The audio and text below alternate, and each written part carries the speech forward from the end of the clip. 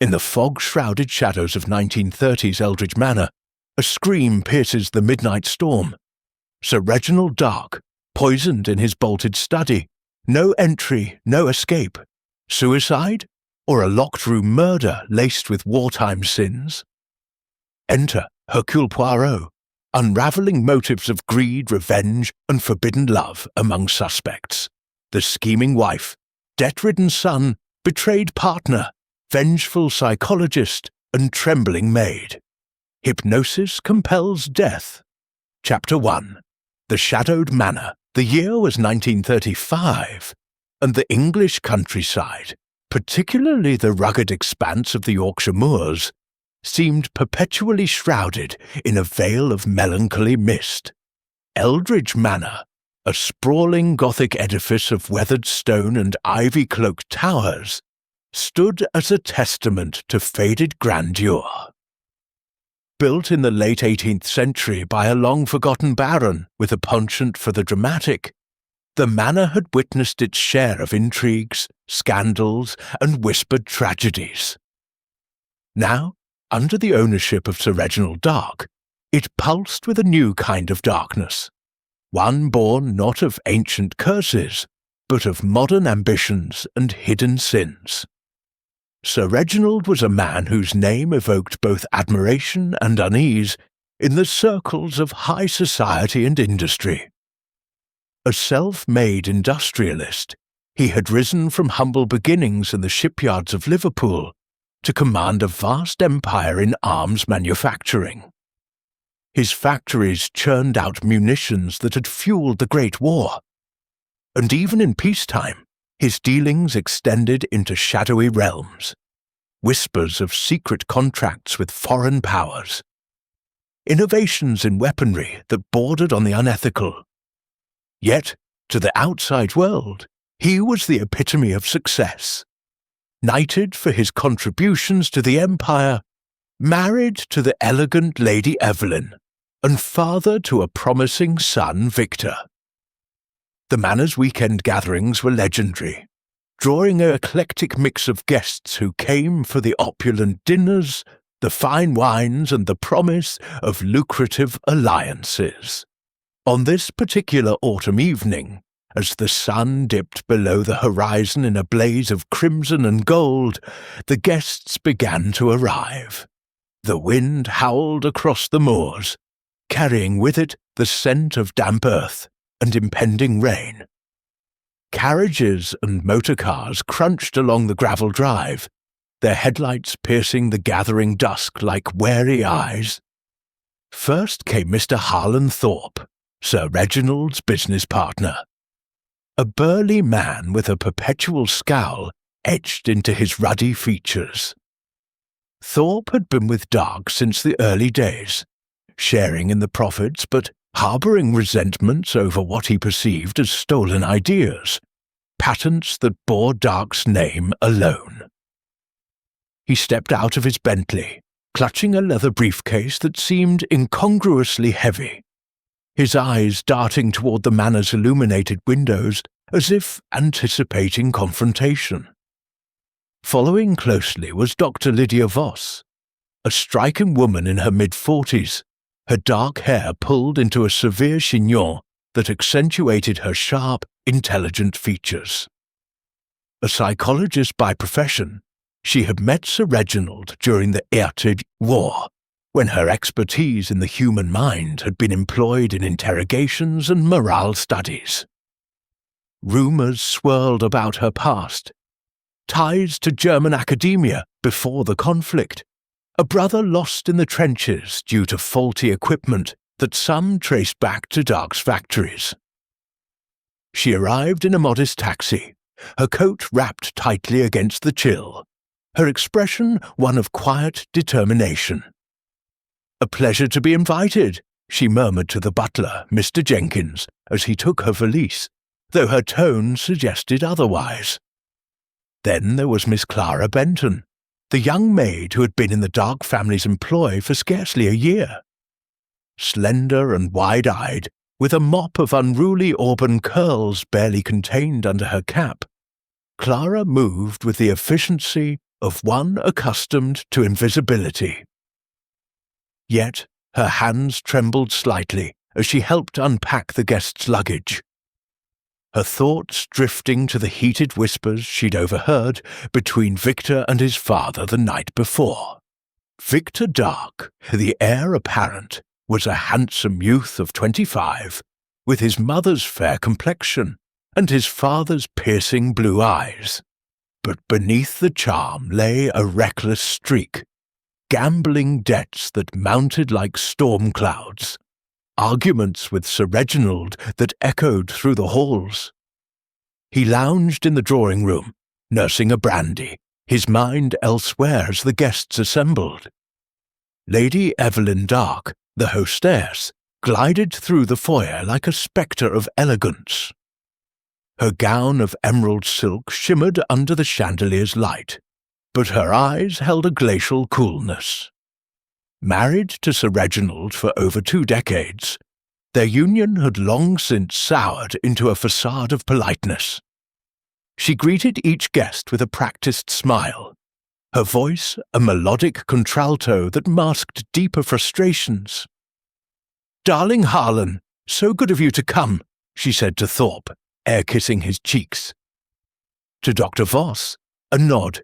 "Your insights will enliven our discussions, I'm sure."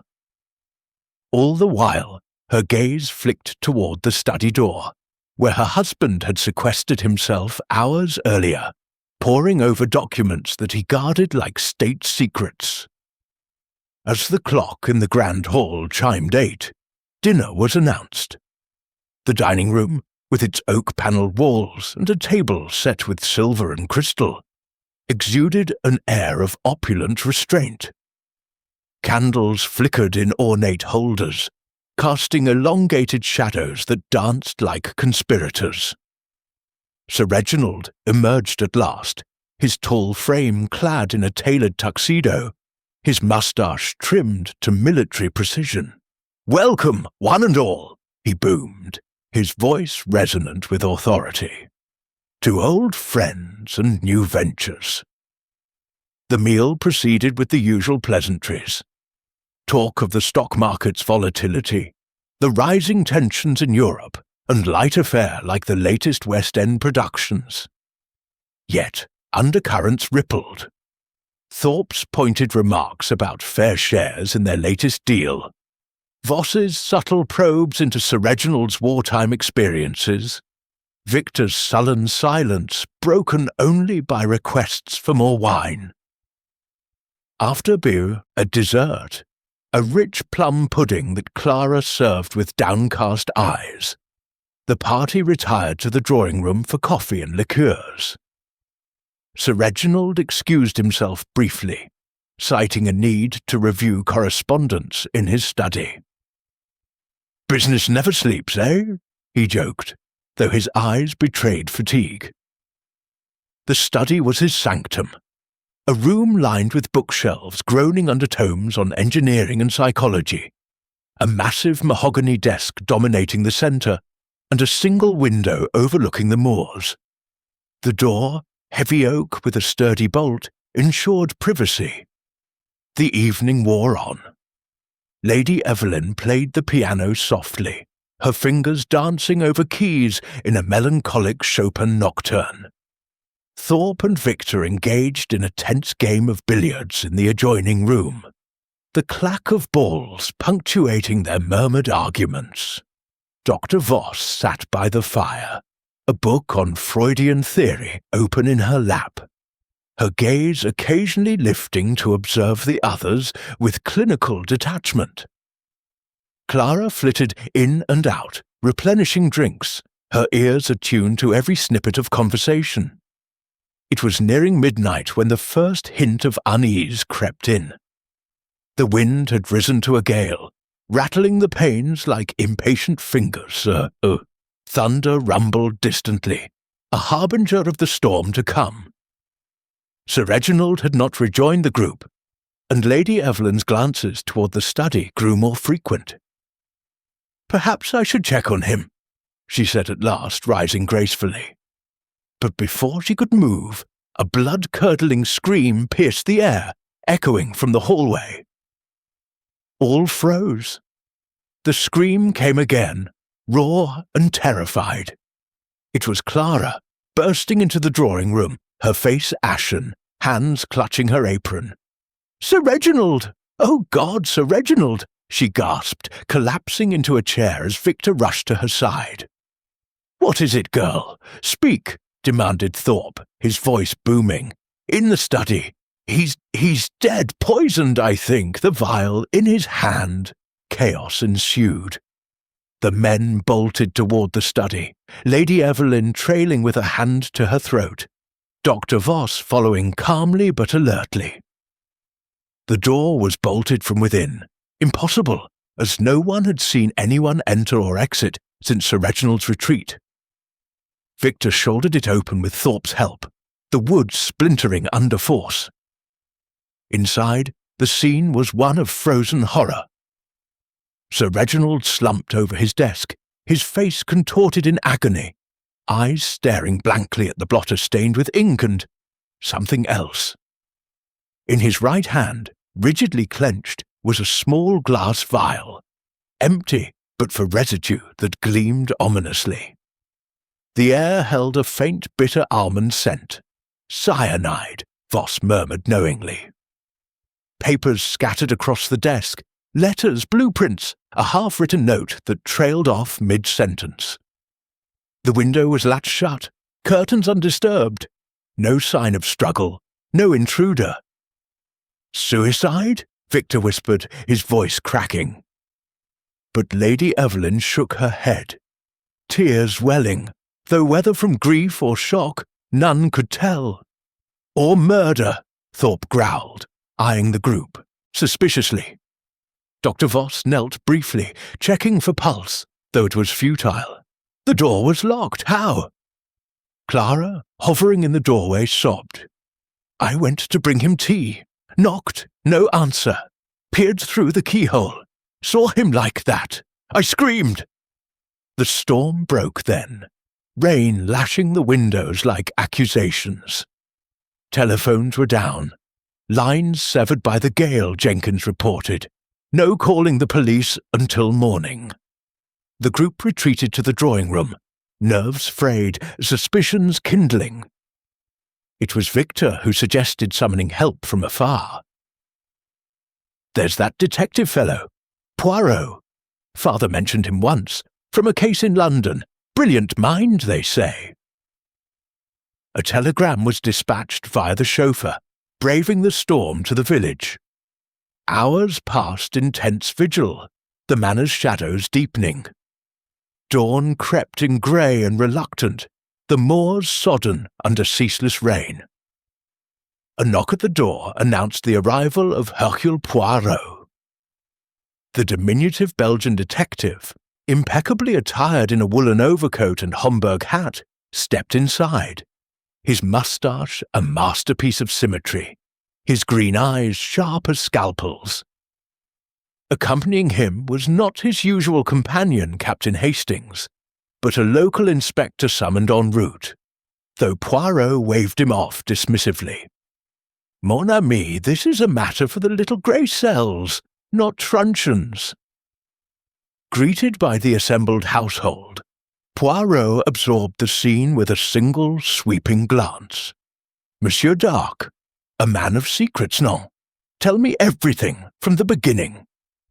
As accounts poured forth, dinner, the scream, the locked room, Poirot paced, fingers steepled. He noted Lady Evelyn's composed demeanour, Victor's fidgeting, Thorpe's defensiveness, Voss's analytical calm, Clara's hysteria.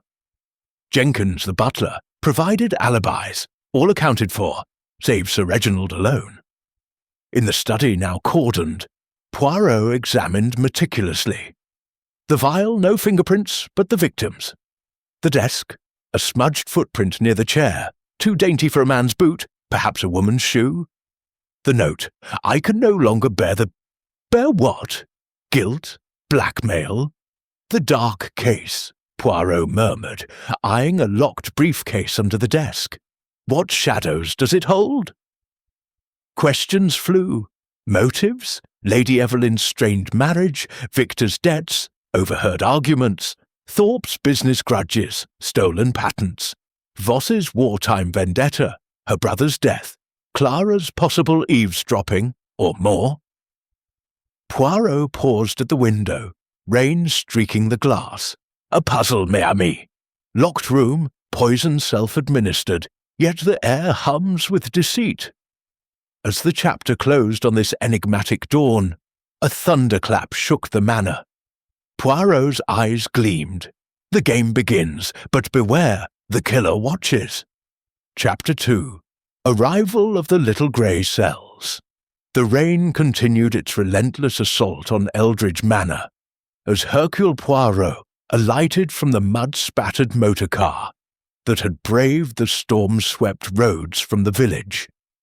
It was mid-morning now. The sky a uniform slate grey that pressed down upon the moors like a heavy shroud.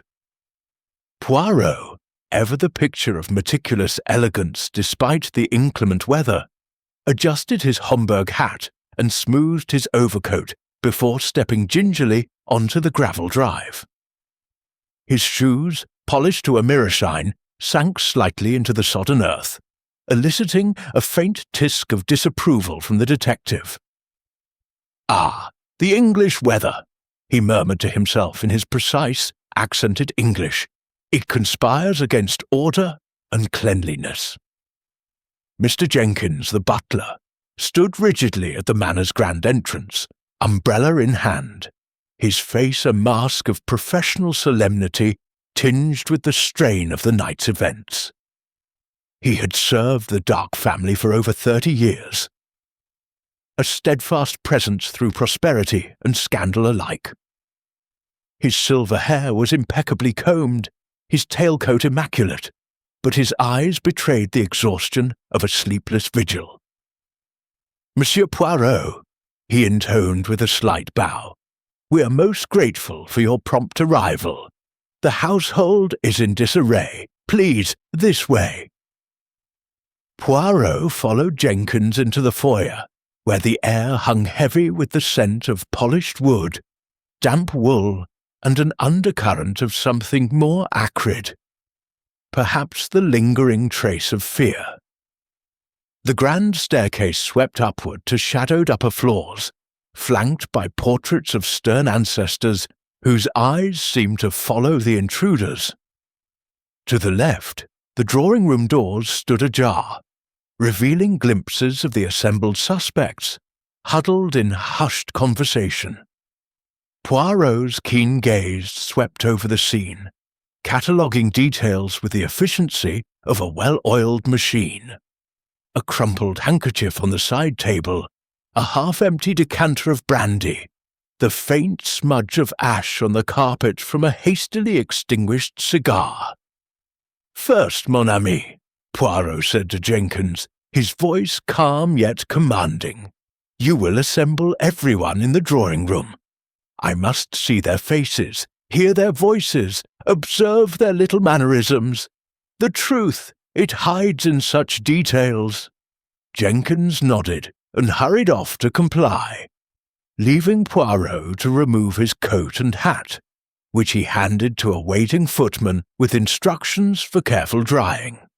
As the group gathered, Poirot positioned himself near the fireplace, where a low fire crackled fitfully, casting flickering shadows across the room.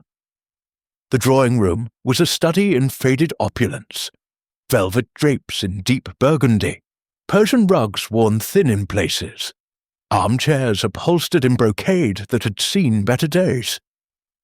Bookshelves lined one wall, filled with leather-bound volumes on history, engineering, and the occult. Sir Reginald's eclectic tastes evident even here. Lady Evelyn Dark entered first, her composure a fragile veneer over evident turmoil. She wore a simple day dress of grey wool, appropriate for mourning, though no official declaration of death's cause had yet been made. Her hair, usually coiffed to perfection, showed signs of hasty arrangement, and her hands clasped a lace handkerchief, tightly. "Monsieur Poirot," she said, her voice steady but with a slight tremor. "Thank heavens you've come. This is a nightmare.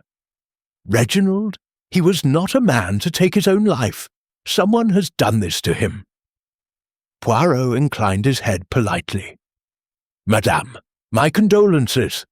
But rest assured, Hercule Poirot does not jump to conclusions. Tell me, what was your husband's state of mind last evening?" Before she could respond, Victor Dark strode in, his youthful face pale and drawn, eyes red-rimmed from lack of sleep or perhaps tears. He was dressed in a rumpled shirt and trousers, as if he had not changed since the discovery. "Father was agitated," Victor interjected, his tone defiant. "We'd argued earlier, about money as usual, but suicide? No, he was too stubborn for that." Victor's motive hovered unspoken. His notorious gambling debts, whispered about in London clubs, had strained his relationship with Sir Reginald, who had threatened to cut him off entirely. Next came Mr. Harlan Thorpe, lumbering into the room like a bear roused from hibernation. His suit strained at the seams, and he clutched a cigar that he lit with trembling hands, ignoring Lady Evelyn's disapproving glance. "Damned inconvenient, this," he grumbled. "Reginald and I had a meeting scheduled for today. Important business. Patents, you see. He owed me explanations." Thorpe's grudge was well known in industrial circles. He claimed Sir Reginald had appropriated his designs for a new explosive device, reaping the profits while Thorpe languished in obscurity. Dr. Lydia Voss followed, her steps measured and composed. She carried a notebook, ever the scientist, and her eyes met Poirot's with a spark of intellectual curiosity. "A tragic loss," she said softly, her accent hinting at her Berlin upbringing before the war. "Sir Reginald was a complex man. We discussed psychology often, his interest in the mind's darker recesses. Her connection to the victim ran deeper. Her brother's death in the trenches, attributed to faulty munitions from Dark's factories, fueled rumours of a long-simmering vendetta. Finally, Miss Clara Benton slipped in quietly, her maid's uniform starched, but her face blotchy from crying. She curtsied awkwardly to Poirot. "Sir, I found him. It was awful." Her hands twisted in her apron, and Poirot noted the faint tremor, fear or guilt. Whispers suggested an inappropriate closeness to Victor, perhaps an affair that Sir Reginald had discovered. With all present, Poirot cleared his throat. "Mesdames et messieurs, I am Hercule Poirot, and I have been called to unravel this enigma. A man dead in a locked room, poison in his hand, suicide, or the cleverest of murders. We shall see. I will speak with each of you in turn, but first, the scene of the crime." Guided by Jenkins, Poirot proceeded to the study, the group trailing uneasily. The room remained as it had been discovered. Sir Reginald's body removed by the local constable for autopsy, but the desk untouched. Poirot donned white gloves from his pocket, always prepared, and began his examination. The massive mahogany desk dominated, its surface cluttered with papers. Blueprints for weaponry, letters from foreign correspondents. A ledger showing financial strains. The vial lay where it had fallen, empty, its label faded but readable. Cyanide, laboratory use only. Interesting, Poirot murmured, sniffing cautiously. The almond scent lingers. Quick-acting, painless in large doses, or so they say. He circled the desk, eyes darting. There, near the chair leg, a smudged footprint in the Persian rug's pile. Small, perhaps a woman's size 6. Ah, a visitor, but the door was bolted. Victor snorted. Impossible. Father bolted it himself. We heard the click when he entered." Poirot knelt, examining the bolt. Sturdy, no signs of tampering. The window, latched from inside, no forced entry. The fireplace, cold, grate clean. "No secret passages?" he asked Jenkins. "None that I know of, sir," the butler replied, though his eyes flicked momentarily to Lady Evelyn, who stiffened. Returning to the drawing-room, Poirot began interrogations, starting with Lady Evelyn. Seated opposite her, he fixed her with his piercing gaze. "Madame, your marriage happy?" She hesitated. "As happy as any long union. Reginald was distant, consumed by work, but I loved him." Her motive, the vast inheritance, freedom from a controlling spouse. Poirot noted her manicured nails, unblemished, no handling of poison there. Victor next. "I owed money, yes, cards, horses. Father was furious, but I'd never harm him." His alibi. Billiards with Thorpe until the scream. But Poirot detected a lie in his averted eyes. Thorpe blustered. "Business rivals, sure, but murder? Preposterous. We argued over patents. He stole my ideas." His briefcase? Heavy, perhaps containing evidence. Voss was enigmatic. "We discussed hypnosis, suggestion, the mind can be a weapon." Her notebook held sketches of brain diagrams. Relevant? Clara wept. "I brought tea, knocked, no answer. Looked through the keyhole. Oh, the horror." But her affair with Victor, did Sir Reginald know?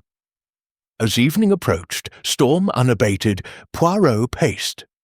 Inconsistencies abound. The footprint, feminine. The timeline, scream at midnight, but death earlier. A thunderclap punctuated his words. The puzzle forms, but a piece hides. The group dined tensely, Poirot observing alliances, whispers between Evelyn and Thorpe, Victor's hand on Clara's arm. Voss watched all, notebook open. Retiring to a guest room, Poirot reviewed notes. The dark case, what does it mean? The briefcase under the desk, locked. Tomorrow he would crack it. But as night deepened, a creak in the hall. Someone prowled. Poirot smiled. The killer stirs. Chapter 3. Whispers in the hallway dawn crept over the Yorkshire moors like a reluctant thief, casting a pallid light through the rain-streaked windows of Eldridge Manor. The storm had abated somewhat during the night, leaving behind a persistent drizzle that drummed softly on the roof, as if nature itself mourned the loss of Sir Reginald Dark. Inside, the atmosphere was thick with unspoken accusations and stifled grief, the air heavy with the scent of cold stone, lingering cigar smoke, and the faint acrid residue of the poison that had claimed the industrialist's life. Hercule Poirot, having spent the wee hours in contemplation within his assigned guest room, emerged refreshed, his moustache impeccably groomed and his mind a whirlwind of deductions. He descended the grand staircase, his patent leather shoes clicking crisply on the polished oak steps, echoing through the silent halls, like the ticking of an inexorable clock. Mr. Jenkins, ever vigilant, awaited him in the foyer, his posture ramrod straight, despite the evident toll of the previous night's vigil. "Good morning, Monsieur Poirot," the butler said, his voice a model of restrained propriety. "Breakfast is being served in the morning room. The others are gathering there." "Excellent, mon ami," Poirot replied, his green eyes twinkling with purpose. "But first, I require a precise reconstruction of the timeline. Every minute, every movement, nothing is insignificant." Jenkins nodded, leading the way while recounting the events. Sir Reginald had dined alone in the study after a heated exchange with Victor over finances, retiring there promptly at 10 o'clock. The guests had lingered in the drawing-room until the scream at midnight, issued by Clara as she purportedly went to deliver a late-night tea tray. Poirot paused at the study door, now sealed with police tape by the local inspector who had departed at first light to fetch the coroner. The scream, Poirot mused aloud. It came from Mademoiselle Benton. Yet why was she there at such an hour? Sir Reginald was not known for late teas, no? Jenkins hesitated, his eyes darting away. She said he had requested it earlier, sir, but I did not hear such a request myself. Entering the morning room, Poirot found the suspects assembled around a table, laden with silver chafing dishes of eggs, bacon, and toast. Though appetites seemed scant, Lady Evelyn sipped black coffee, her face a porcelain mask of composure, but her fingers betrayed her, drumming lightly on the saucer. Victor slouched in his chair, pushing food around his plate, his eyes shadowed by unspoken regrets.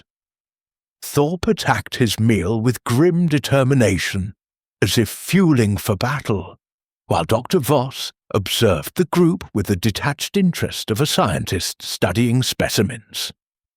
Clara, serving with trembling hands, nearly spilled the tea as she poured for Poirot. "Mademoiselle," Poirot addressed her gently yet firmly, taking his seat, "your hands, they shake not from mere grief, but from fear, perhaps. Tell Hercule Poirot the truth. Why did you truly go to the study?" Clara's eyes widened, her cheeks flushing. She glanced at Victor, who stiffened imperceptibly. I was worried about him, sir. After the argument with Master Victor, he seemed so upset. And, well, Victor and we've been close. I thought tea might soothe him." A gasp escaped Lady Evelyn, her cup clattering. "Close? You mean an affair? With the maid?" Victor shot to his feet. "Mother, it's not like that. Clara and I love each other. Father knew, disapproved, yes, but that's no motive for murder." Poirot raised a hand for silence, his expression inscrutable. "Love, it can be a powerful motive, or a convenient distraction. But let us proceed." He turned to the group, outlining his initial findings. The cyanide vial, likely from Sir Reginald's own laboratory in the cellar, used for experimental alloys. The bolted door, confirming no external entry. The unfinished note on the desk, hinting at unbearable burdens. Yet a red herring emerged as Poirot revealed a forged will, discovered in the study safe during his earlier inspection. It bequeathed the bulk of the estate to Thorpe, cutting out the family entirely. "This document," Poirot declared, producing it with a flourish, "its ink is fresh, too fresh for the date inscribed. A plant, perhaps, to mislead?" Thorpe sputtered, his face reddening. "Absurd! I'd no need for forgery. Reginald owed me. Potent stolen, profits denied. But I'd settle in court, not with poison." Poirot's grey cells buzzed. The will's handwriting mimicked Sir Reginald's, but a telltale loop in the G suggested a forger's hand, possibly Victor's, from samples Poirot had glimpsed in the ledger. Shifting focus, Poirot interrogated Dr. Voss over breakfast remnants. "Doctor, you spoke of Sir Reginald's dark experiments. Elaborate, s'il vous plaît." Voss leaned forward, her voice measured. "During the war, he funded psychological studies, mind control, autosuggestion to break enemy wills. Substances like cyanide were tested for non-lethal effects, but accidents happened. He carried guilt, yes. Perhaps it drove him to suicide."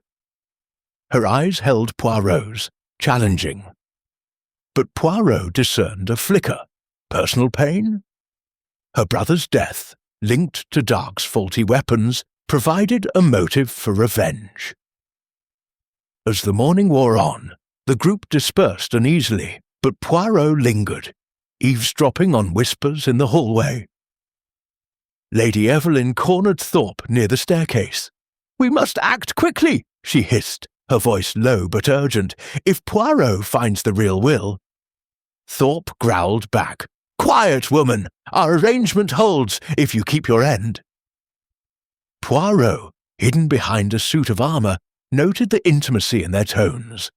An alliance, or something more illicit? Retiring to the library for solitude, Poirot pored over Sir Reginald's books. Tomes on hypnosis, war memoirs, chemical treatises. A marked passage in a psychology volume caught his eye. The locked room of the mind, suggestion can bolt it from within. Could hypnosis have compelled suicide? Yet the physical locked room defied simple explanation. Night fell early. The moors, enveloped in fog that seeped like ghostly fingers under doors. Poirot dined sparingly, observing tensions, Clara avoiding Victor's gaze, Voss sketching diagrams absently. As he ascended to his room, a creak echoed in the dim hallway, footsteps retreating. Someone prowled, perhaps seeking to tamper with evidence. Poirot smiled faintly.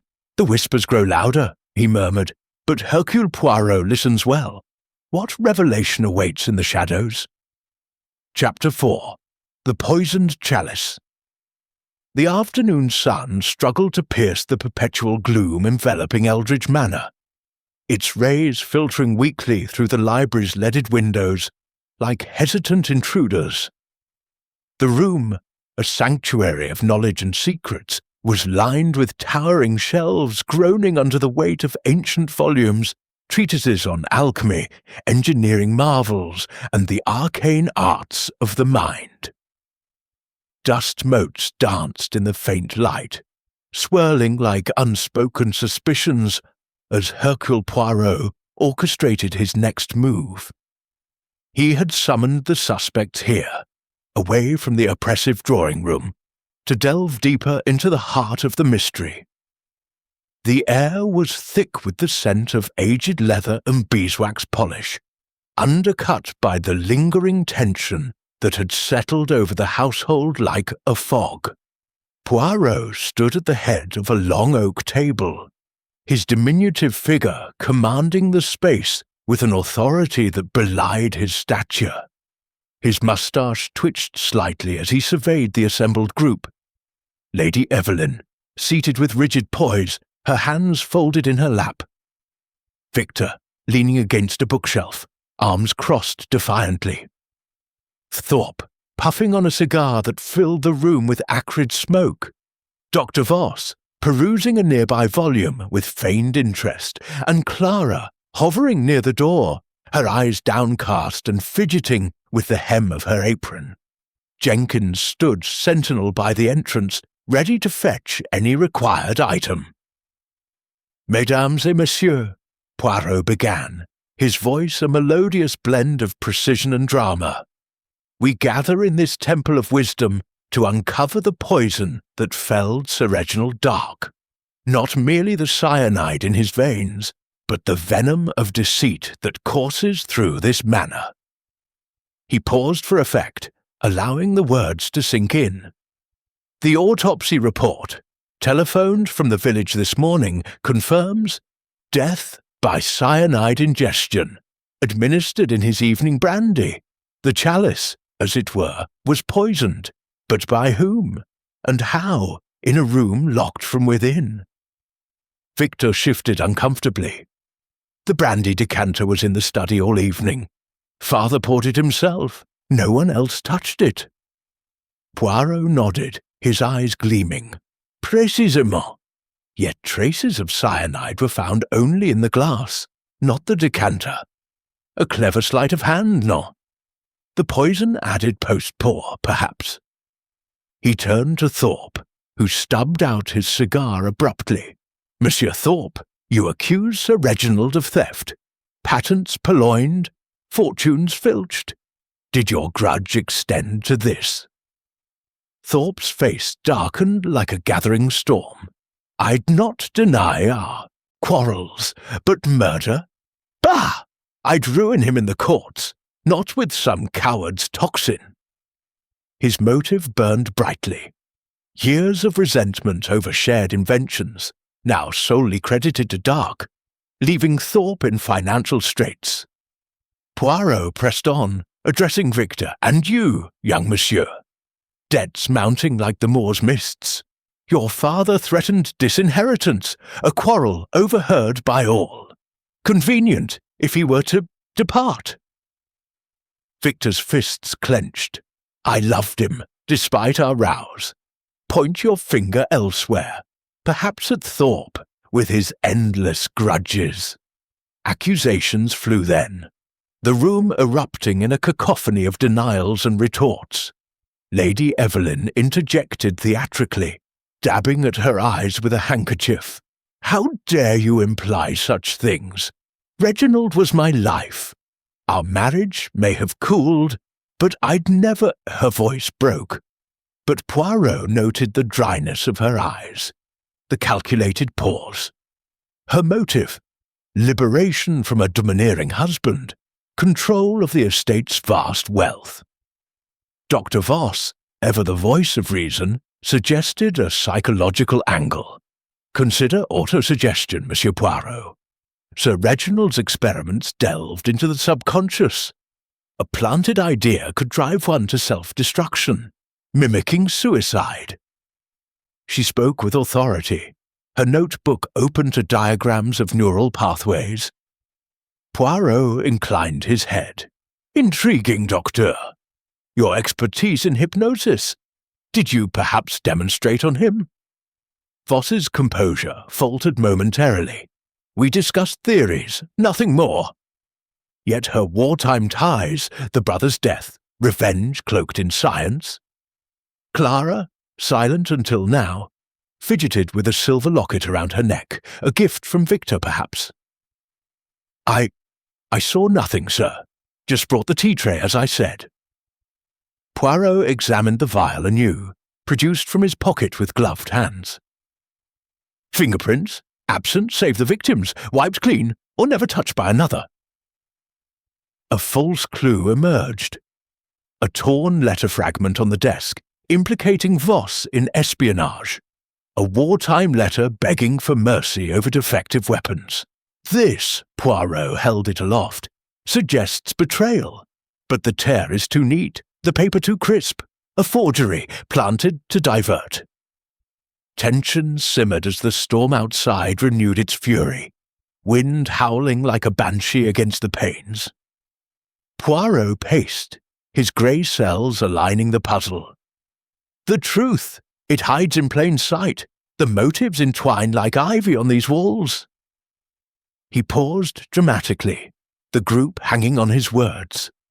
"One of you administered the poison, exploiting trust and opportunity." Suddenly, the lights flickered, the room plunging into darkness as thunder crashed overhead. Gasps echoed. A scuffle? When Jenkins relit the lamps moments later, a key clue had vanished from the table. The vial itself. "Mon Dieu!"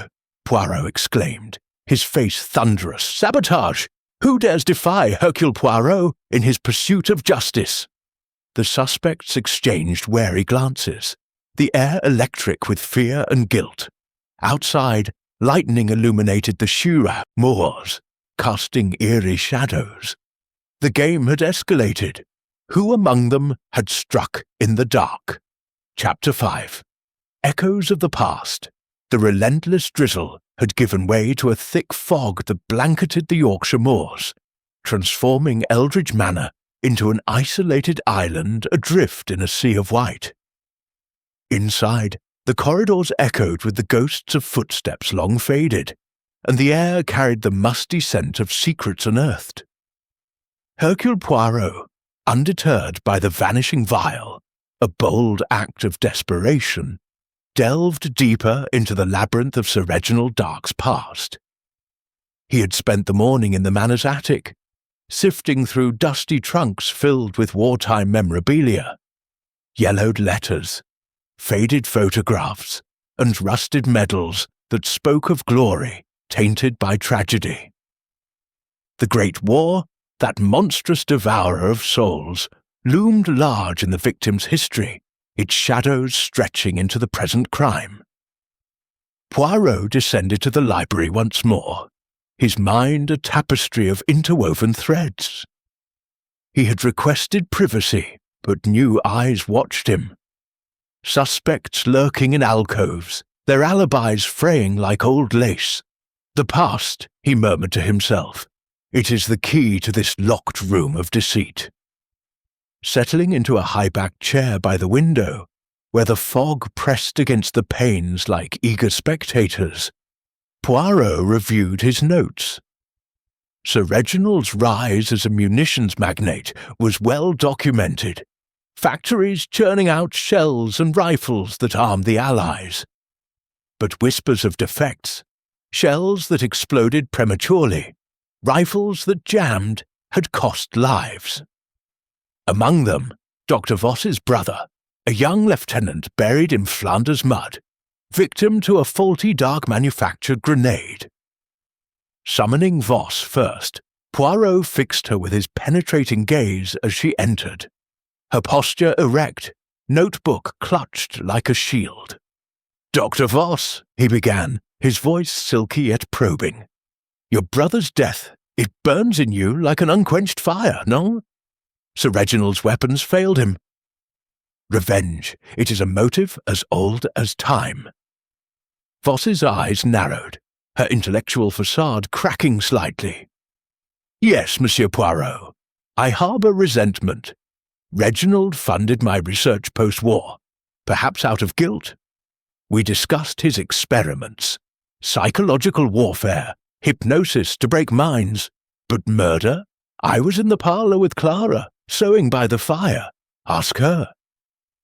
Her alibi seemed solid, yet Poirot noted the faint tremor in her hand. A tell of deeper turmoil. To test the waters, Poirot planted a seed of deception. He confided falsely in Jenkins, loud enough to be overheard, about a hidden diary in Sir Reginald's study, detailing wartime atrocities. Word spread like wildfire through the manor. By afternoon, Lady Evelyn was observed searching frantically in the drawing-room cabinets, her elegant composure shattered. "Madame," Poirot confronted her gently in the hallway, "you seek absolution or evidence? Your marriage, strained by his secrets, yes?" Evelyn straightened, her cheeks flushing. Reginald's past haunted him. Letters from widows, demands for reparations. But I'd not kill for it. Her motive deepened. Not just inheritance, but escape from a legacy of shame that tarnished her social standing. Victor arrived next, summoned to the library. The young man's bravado had wilted, replaced by a haunted expression. "Father confessed to me once," Victor admitted under Poirot's relentless questioning, "about borrowing from Thorpe. Money for hush payments to war victims. Thorpe blackmailed him over it." A web of financial deceit unravelled.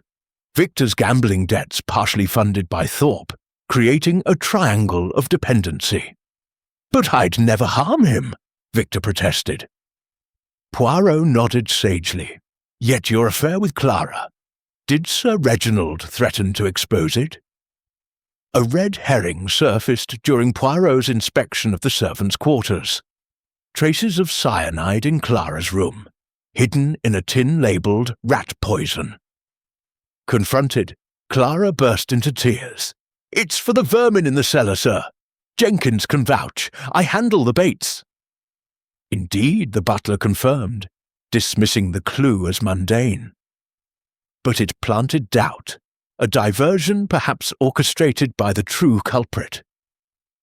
Poirot's deductions sharpened as he explored the study anew. Pressing panels and bookshelves, he discovered a secret mechanism. A revolving bookcase leading to a narrow passage to the cellar. "Ah, The locked room unravels, he exclaimed to himself. Known only to family, per Jenkins's reluctant admission, Sir Reginald had shown it to Evelyn years ago for emergencies. Fibres caught in the mechanism matched Voss's woolen shawl, but were they planted? As evening descended, the fog thickened, muffling sounds and heightening senses. Poirot paced the library, mind whirring. The mind plays tricks, he mused, echoing Voss's words. Hypnosis, suggestion. Could it compel a man to poison himself? That night, as the household retired uneasily, a ghostly apparition in white glided through the upper hallway, startling Jenkins and Clara. A scream rent the air again, Clara's, from her room. Poirot rushed in, finding her fainted by the window, a spectral figure vanishing into the mist outside. The manor awoke in panic. "A ghost!" Victor exclaimed, but Poirot's eyes twinkled. "Or a trick to divert. The psychological thriller deepens." Examining the apparition's trail, he found white powder, flour from the kitchen. A ruse, but by whom? As the fog swirled, a note slipped under Poirot's door. "Beware the dark." Chilling, yet Poirot smiled. The spectre reveals more than it hides. What ethereal force, or human hand, lurks in these echoes? Chapter 6. Twisted Alliances. The fog that had cloaked Eldridge Manor the previous day lingered into the afternoon, muting the world outside to a hazy whisper. Inside, the tension coiled like a spring, ready to snap.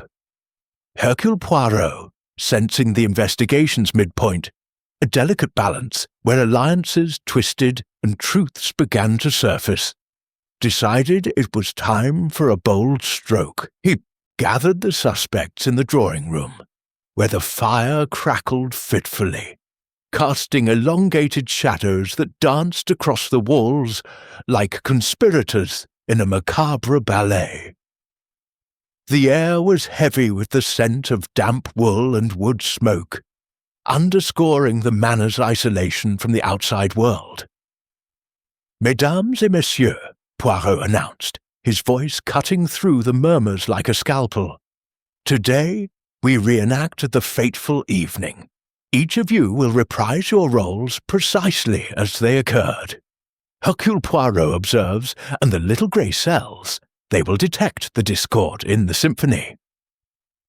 The group exchanged uneasy glances. Lady Evelyn smoothed her skirt with feigned indifference. Victor fidgeted, his eyes darting to Clara.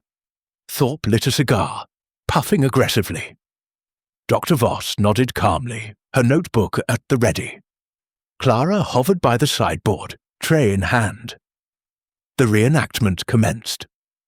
Victor and Thorpe moved to the billiards room, cues clacking as they simulated their game, though Thorpe's grip tightened unnaturally on his cue, betraying nerves. "Remember," Poirot called, "the argument with Sir Reginald earlier.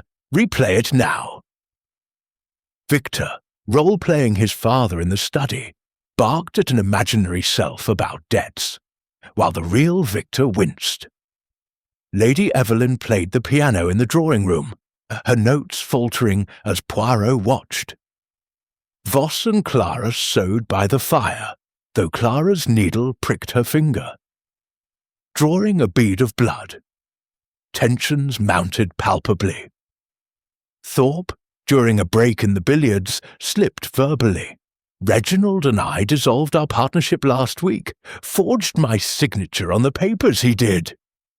He caught himself, face flushing. "I mean, in the reenactment," Poirot pounced. "Dissolved. But your motive strengthens, monsieur. If he forged documents, stealing your share."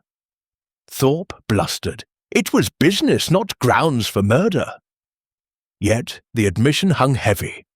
A forged dissolution, perhaps the root of deeper betrayal. Poirot shifted to Lady Evelyn, noting her gloves, silk, covering her hands completely. "Madame, remove them, s'il vous plaît." She hesitated, then complied. revealing faint burns on her fingertips, red and blistered.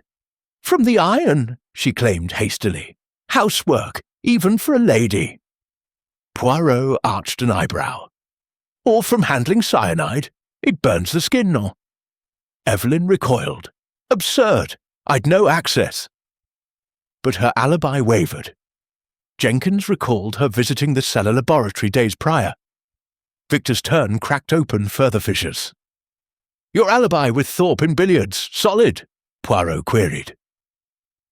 Victor nodded, but under pressure admitted slipping out to the garden for a smoke, where he argued with Clara about their future. "Just a lover's spat," he insisted.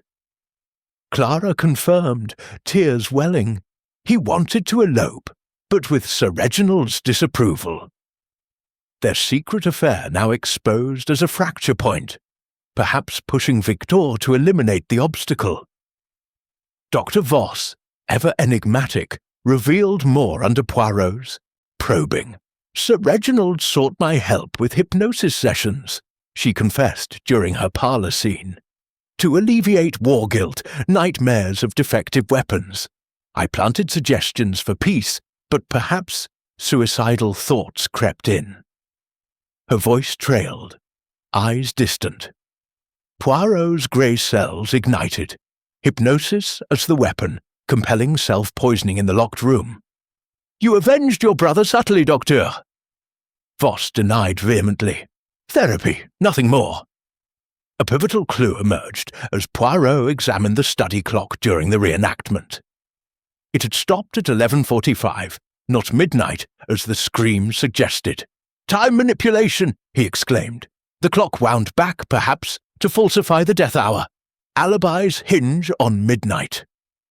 Who tampered? A red herring diverted briefly. A bloody handkerchief found in Thorpe's room during a search. Evidence of struggle?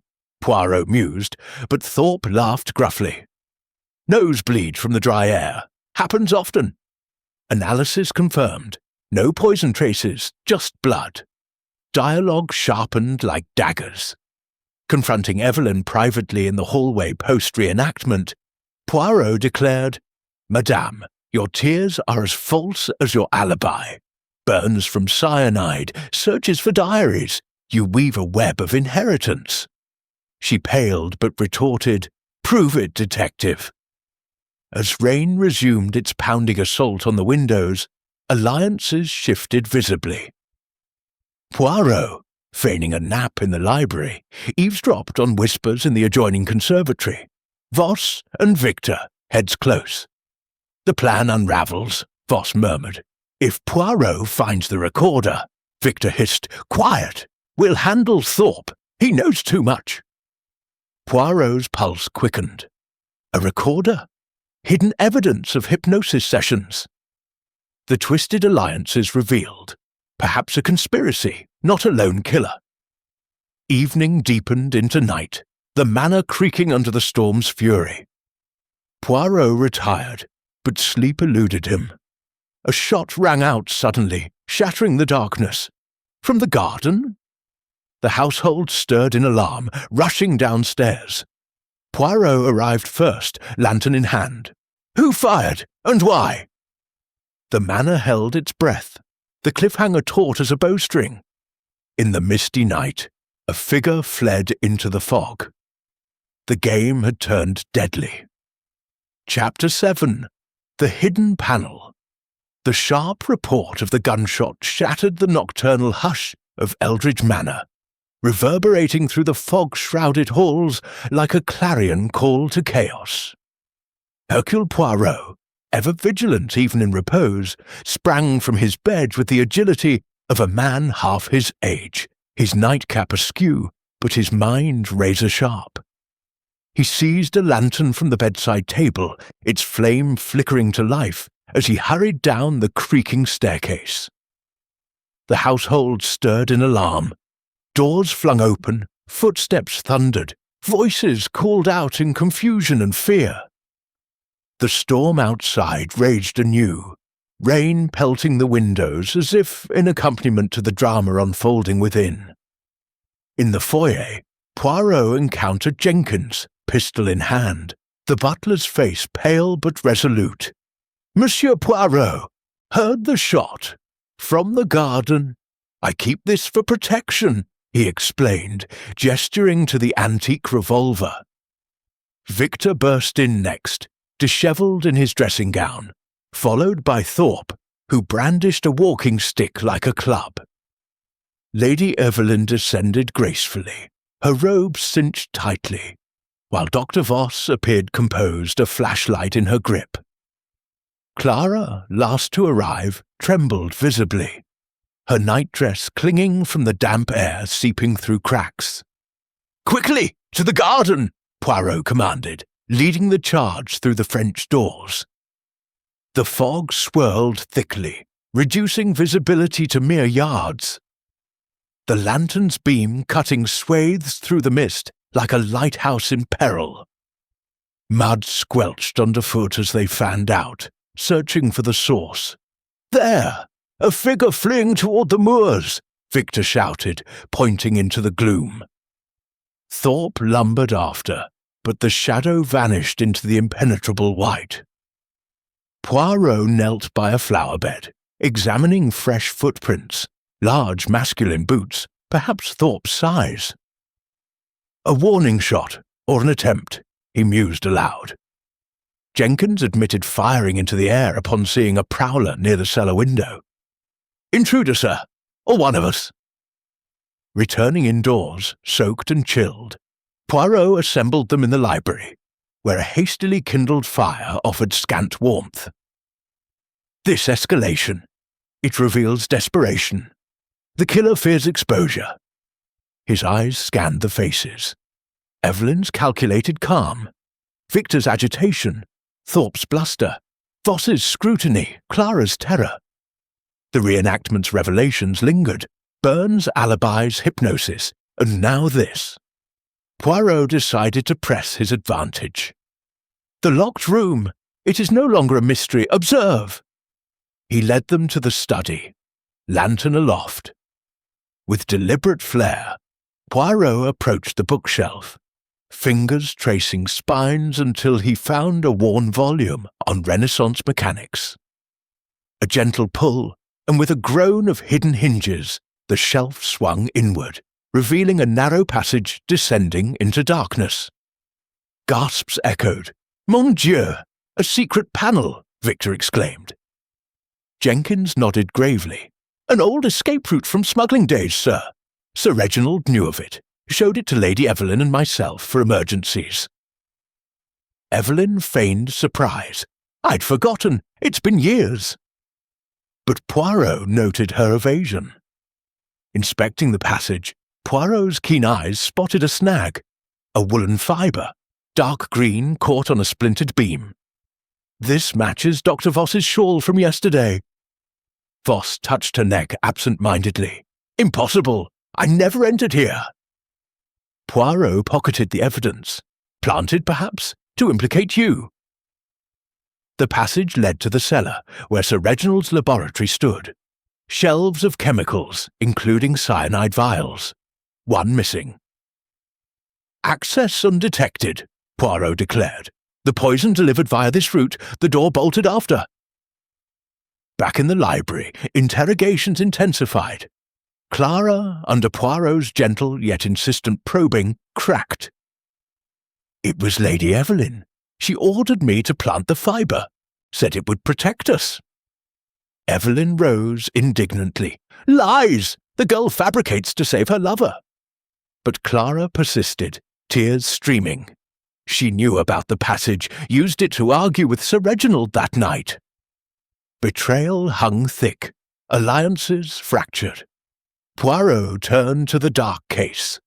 Sir Reginald's locked briefcase, retrieved from under the desk. With a locksmith's tool from his kit, always prepared, he picked the lock. Inside, documents of wartime atrocities, defective weapon blueprints, hush-money ledgers. "Proof of sins," Poirot intoned. "Benefiting all, Evelyn silences scandal, Victor inherits clean, Thorpe reclaims patents, Voss avenges, Clara secures her future." A red herring dismissed, a suicide note in Sir Reginald's hand, but Poirot's mental ink analysis, based on fading patterns, revealed forgery, the paper too new. Atmospheric dread built as winds howled, rattling shutters. Poirot gathered them closer. One among you is the puppeteer, pulling strings of hypnosis, poison, and phantoms. He eyed Voss. Your sessions, recorded perhaps? Voss paled slightly. Suddenly, Clara, sipping tea to calm her nerves, gasped, clutching her throat. The cup shattered on the floor, froth at her lips. Poison! Victor cried, catching her as she collapsed. Voss rushed forward, administering aid, an antidote from her bag stabilizing the maid. Attempted murder! Poirot thundered. The killer strikes again, silencing the witness. The room erupted in accusations. Who laced the tea? Eyes turned to Evelyn, who had prepared the pot. Not I, she protested. Poirot's grey cells raced. As the fire died to embers, a chill settled. The net tightened, but danger loomed. What desperate act would follow? Chapter 8. Unravelling Threads. The immediate aftermath of Clara's poisoning sent shockwaves through Eldridge Manor, the library transforming into a makeshift infirmary under Dr. Voss's expert guidance. The young maid lay pale on the chaise longue, her breathing shallow but steadying as the antidote coursed through her veins. Hercule Poirot, his face a mask of controlled fury, paced the room with measured steps, his patent leather shoes clicking against the parquet floor like the metronome of justice. The fire had been stoked anew, its flames leaping high and casting erratic shadows that mirrored the fractured alliances among the suspects. Outside, the storm persisted, thunder rumbling like distant artillery, a fitting echo of Sir Reginald's wartime sins. Mon Dieu! Poirot exclaimed, halting before the group. This audacious act! It accelerates the unravelling. The killer, cornered like a rat in the cellar, strikes to silence witnesses. But Hercule Poirot is not so easily thwarted. Voss, wiping her hands on a handkerchief, nodded grimly. She'll recover. Belladonna in the tea, not cyanide. A warning, perhaps. Victor knelt beside Clara, his face etched with genuine concern, murmuring reassurances. Who did this? Mother? Thorpe? Accusations simmered, eyes darting suspiciously. Evelyn's composed facade cracking with a twitch of her lip. Thorpe's bluster subdued into uneasy silence. Poirot, seizing the moment, demanded the briefcase be brought forth again, the dark case that had yielded such damning documents. Jenkins complied, placing it on the table under the chandelier's glow. Herein lies the nexus, Poirot declared, spreading the papers like a dealer, revealing a winning hand. Blueprints of defective munitions, stained with annotations in Sir Reginald's precise script, ledgers detailing payoffs to bereaved families, including one to Voss's kin, correspondence with Thorpe over disputed patents laced with threats. These threads weave a tapestry of motive for all. Madame Evelyn, scandal would ruin your salons. Young Victor, debts compound with disinheritance. Monsieur Thorpe, revenge for theft. Dr. Voss, justice for a brother. Mademoiselle Clara, security in love. Logical deduction ensued as Poirot cross-referenced alibis with the newly discovered elements. The secret passage, accessed by the killer to deliver poison, then exit, Sir Reginald bolting the door himself under duress. He turned to the clock discrepancy. Stopped at 11:45, yet the scream at midnight. A ruse! The death occurred earlier, the scream delayed to establish alibis. Voss's hypnosis sessions emerged as central. You, Docteur, planted suggestions. Guilt manifesting as suicidal impulse. The poison self-administered, but compelled. Voss protested. Therapeutic only. Recordings prove it, hidden in my room. Poirot dispatched Jenkins to fetch them, the butler returning with a small phonograph cylinder. Playing the recording filled the room with Sir Reginald's voice, trance-like. The wait, unbearable, end it. Voss's soothing tones guided, release the darkness. Yet Poirot paused the device, subtle, but the phrasing, it steers towards self-harm, your revenge cloaked in science. Voss's composure shattered. He deserved it, for my brother, for countless others. But Poirot waved dismissively, a thread, but not the whole weave. Motives clarified further under interrogation. Lady Evelyn confessed partial truths. Reginald's experiments funded by embezzled funds from Thorpe's share, I knew, covered for him. Her burns? From handling laboratory gloves contaminated with residue. Victor admitted borrowing from Thorpe, entangling in blackmail. He promised to forgive debts if I spied on father. Thorpe growled. The boy was desperate, but I'd not kill over it. A dismissed red herring. The footprint in the study, small and feminine, Clara's, from an earlier cleaning, innocent as rat bait. Poirot's methodology shone through meticulous cross-examination. Alibis unravelled. Evelyn claimed solitude in her room post-dinner, but Jenkins saw her near the passage entrance. Victor's garden smoke. A cover for meeting Clara, but timestamps mismatched. Thorpe's nosebleed handkerchief? Convenient, but blood type. Matched Sir Reginald's. Wait, no. Poirot mentally corrected. It was Thorpe's. Irrelevant. Dialogue crackled with tension.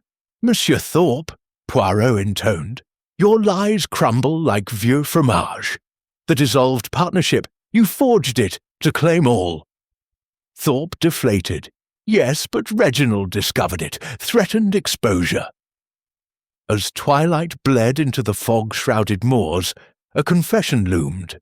But twists persisted. The ghostly apparition, flower-dusted, Victor's doing, admitted under pressure. To scare everyone, create confusion, protect Clara. The net tightened. Voss and Victor's whispered plan? A red herring or alliance? Poirot eavesdropped anew in the conservatory. The recorder edits, remove incriminating parts. Victor's voice, but Voss replied, too late, Poirot suspects. The group reconvened by the fire, Poirot orchestrating like a conductor. The poison in Clara's tea, laced by one who prepared the pot. Madame Evelyn, she gasped, to silence her accusations. But Evelyn retorted, prove it. Evidence mounted, her fingerprints on the teapot, lifted mentally by Poirot's observation. Who would snap first? Thorpe, sweating. Voss, calculating. Victor, protective. Suddenly, the front door rattled. The local inspector returned with reinforcements, braving the storm. Arrest imminent, Poirot murmured. But a final twist.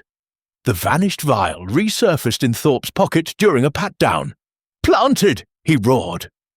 The threads unravelled further, alliances snapping like brittle twigs. As night enveloped the manor, Poirot's grey cells approached synthesis.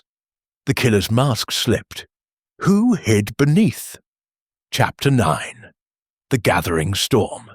As the inspector's arrival heralded the tightening noose of justice, the atmosphere in Eldridge Manor grew electric, charged with the impending storm, both literal and metaphorical.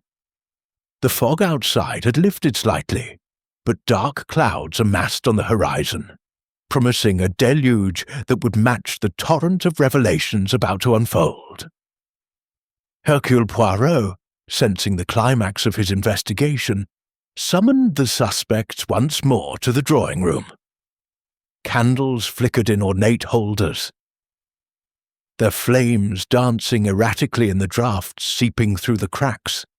casting elongated shadows that twisted like the lies entangling the household.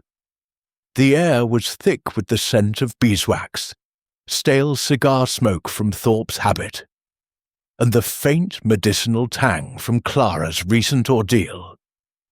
"Mes amis," Poirot began, his voice resonant and commanding as he positioned himself before the grand fireplace, the inspector's burly form flanking him like a sentinel. "The hour has come to unveil the dark case in its entirety. Hercule Poirot has assembled the puzzle, piece by meticulous piece, and now the picture emerges." The group sat in a semicircle of armchairs. Lady Evelyn, her hands clasped tightly in her lap, a veil of composure barely masking her apprehension.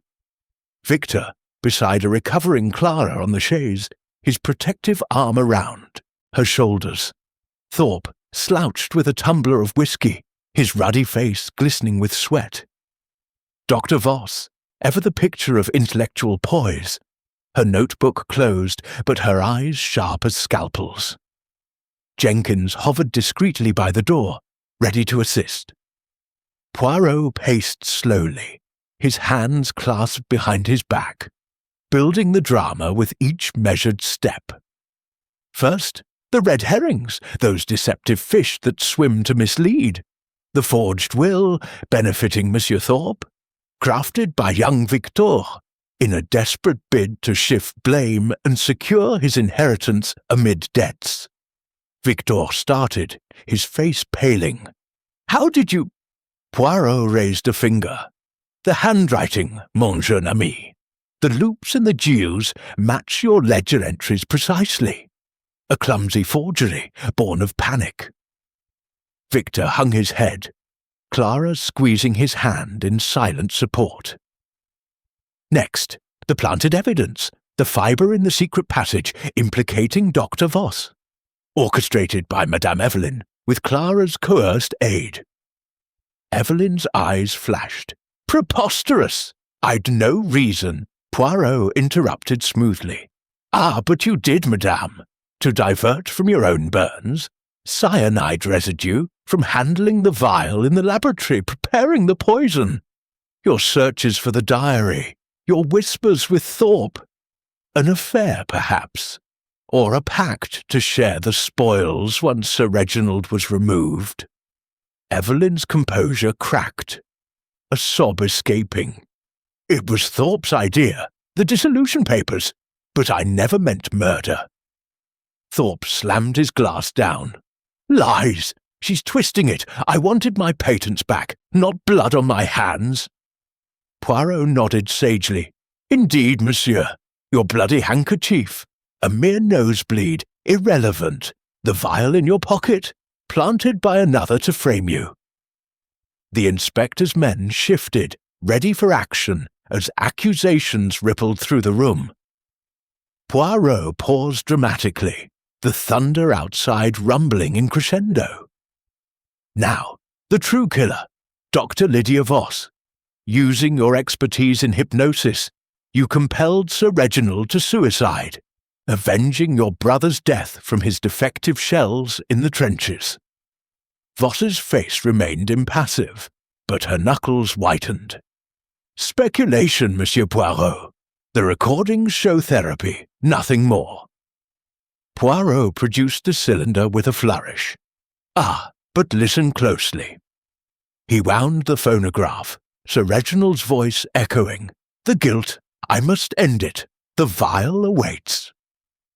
Voss's suggestions layered subtly. "Embrace the release, the poison as penance. Motive crystalline," Poirot continued. "Your brother, Lieutenant Voss, perished due to a faulty grenade from Dark's factories.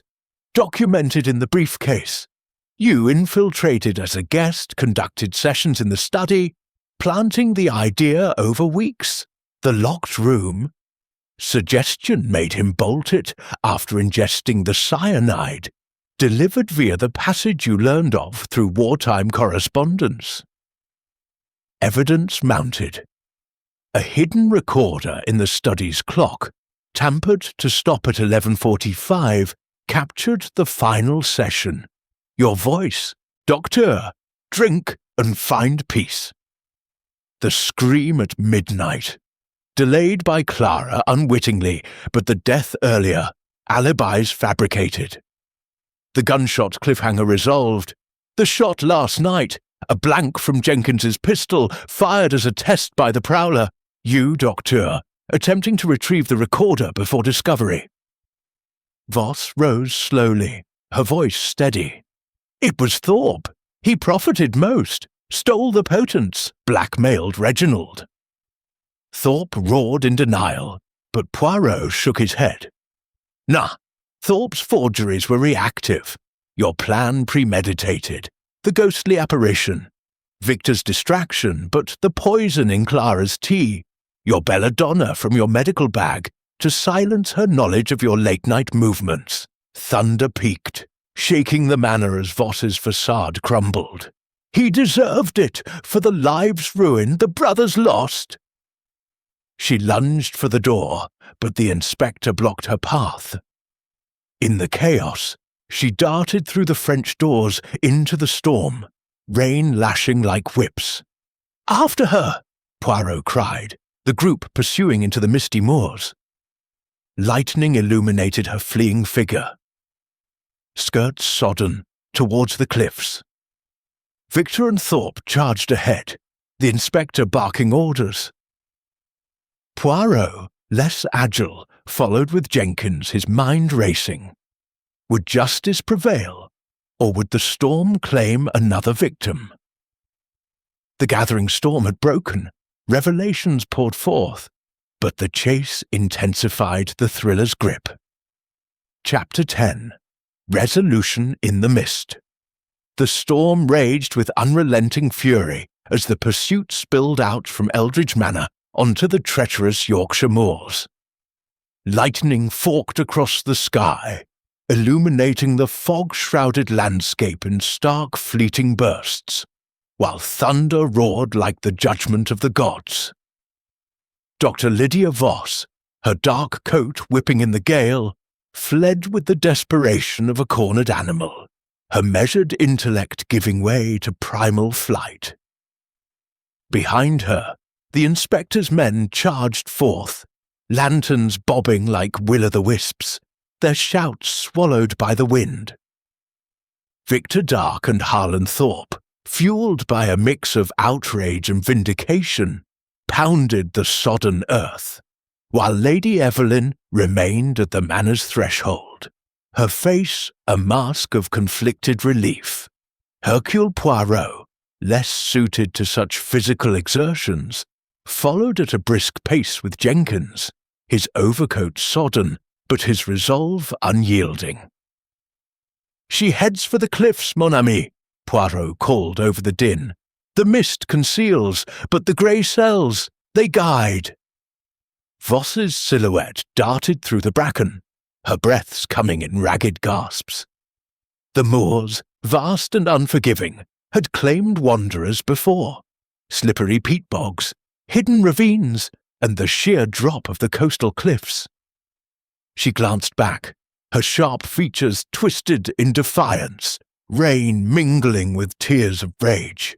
"You'll never understand," she screamed into the void, her voice echoing faintly. "He was a monster, profiting on death, my brother's blood on his hands."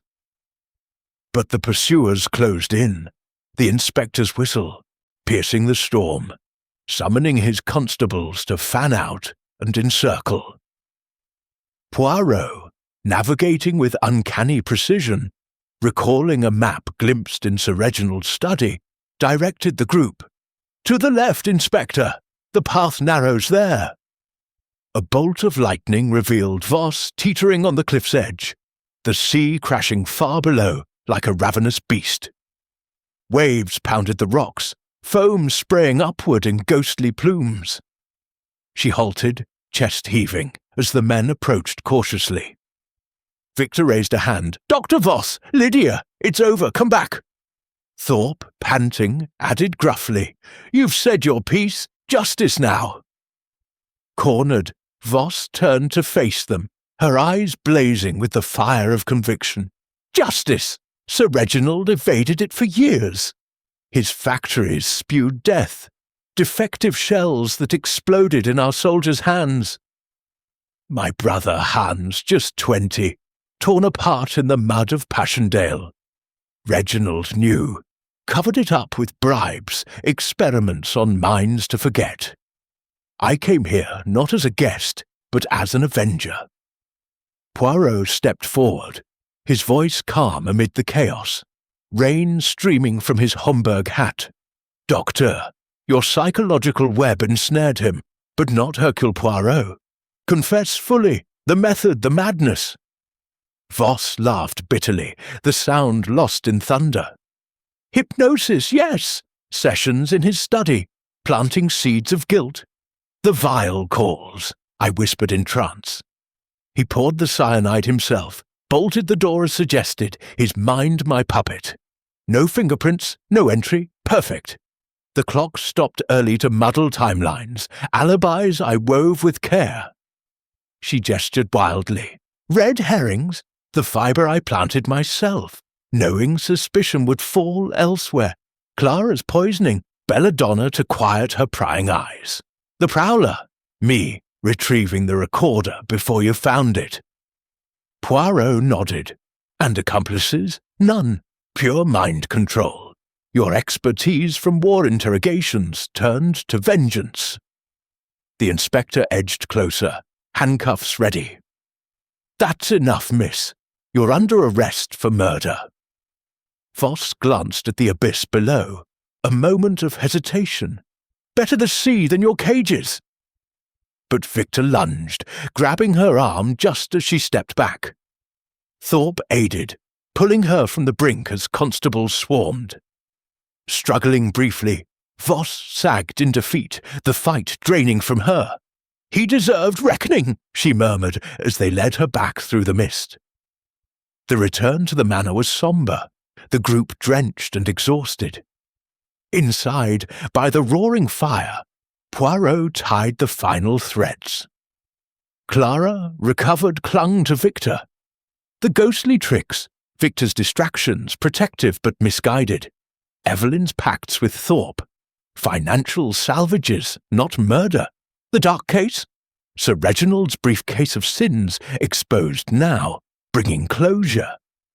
The victim's background crystallized. A war profiteer haunted by ghosts of his making, his ruthless ambition birthing enemies. Yet Poirot mused, justice tempers vengeance, the law prevails. As dawn broke, pale light filtering through, dissipating clouds, Voss was taken away in the inspector's car, her trial awaiting. The household sighed in relief, Evelyn contemplating a quieter life, Victor and Clara eyeing a future unburdened, Thorpe reclaiming his due through courts. Poirot, polishing his moustache in the foyer mirror, declined thanks. The little grey cells triumph, mes amis. But remember, the darkest crimes birth the brightest truths. With the tip of his hat, he departed into the clearing morning, the manor's shadows receding at last. Case solved, order restored.